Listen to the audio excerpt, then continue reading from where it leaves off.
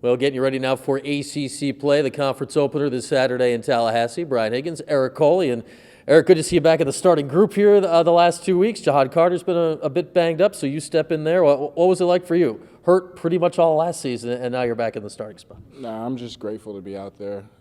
It's fun. I'm just having fun with it. I'm free. I'm out there like playing freely and just doing my job to help my team. So I'm just having a fun time. For you personally, I mean, you worked so hard for so many years last year. You earned the starting role and got hurt literally in the opener and missed the rest of the season. How tough was that to kind of work through it and get back to the spot where you are? It was tough in the moment, especially just like going through the season. You know how last season went, and week in and week out, and then finally getting the surgery. So it was really tough, but I mean, got through it. My faith held strong, and so I'm back now. And I think you're in a good spot to tell us this. You've been here 5 years and one of the veterans on this team. What is it like in the locker room right now? You're sitting 3-1.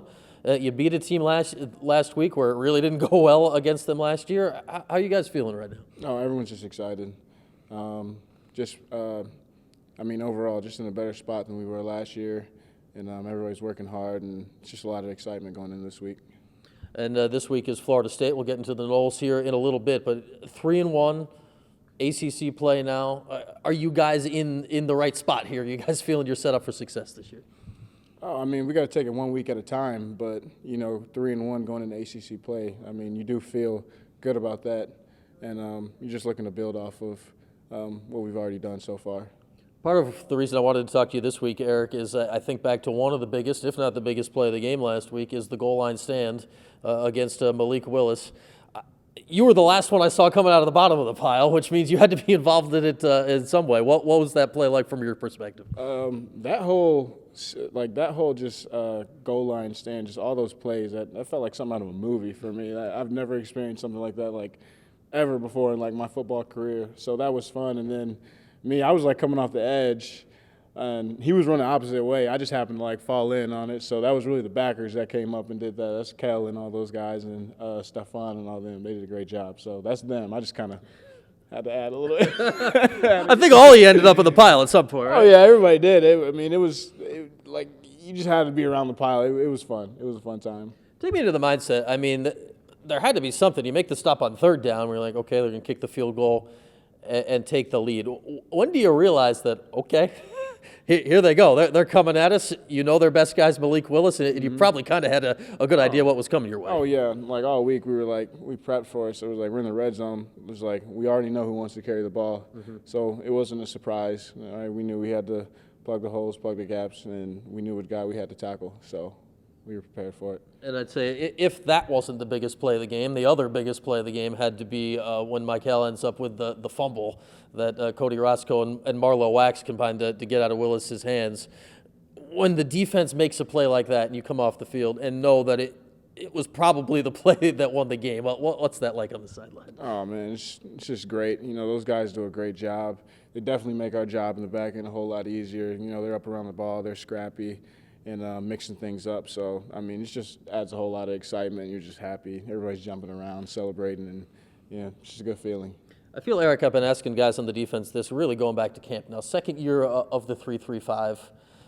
How much more confident are you guys in it this year? How much more do you understand what's going on? What's the difference now compared to this time last year? I'd say the difference is COVID not really being a real big factor, because last year, I mean, we missed a whole bunch of time.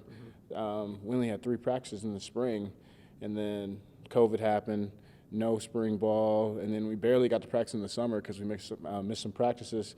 So it's it was kind of last year, we're okay, yeah, we kind of got the defense, and it's oh, man, we're already on a plane. We're about to go play North Carolina right now.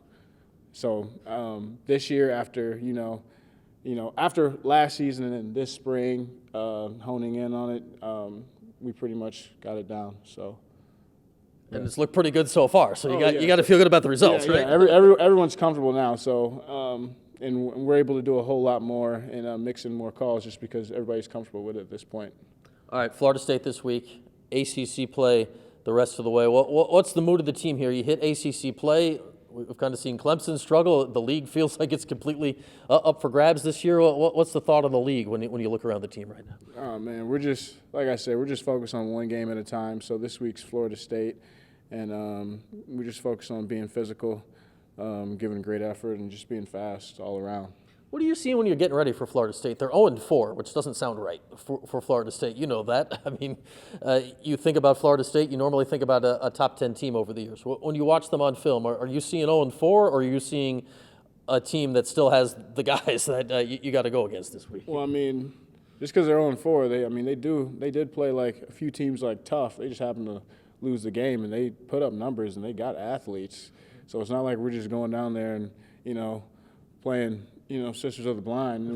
My bad. Can I say that? I didn't mean it like that. But, no, we have to come in there and we got to play all 4 quarters. And, we just got to be physical.